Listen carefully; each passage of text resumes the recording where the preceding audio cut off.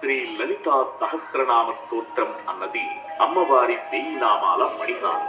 అయితే లలితాదేవి ఆవిర్భావానికి సంబంధించిన గాథ మాత్రం మనకు బ్రహ్మాండ పురాణంలోని లలితోపాఖ్యానంలో కనిపిస్తుంది. వేదాంగ పారగుడైన అగస్త్య మహర్షికి జ్ఞానప్రదాయకుడైన హయగ్రీవుడు లలితాదేవి ఎలా ఉద్భవించిందో వర్ణించాడు.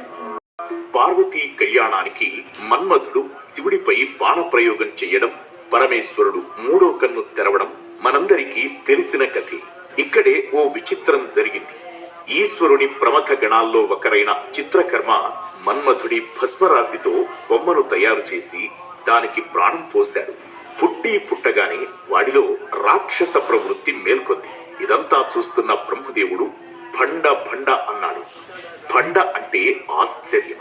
అది విన్న చిత్రకర్మ ఆ రాక్షసుడికి భండాసురుడు అనే పేరు పెట్టాడు.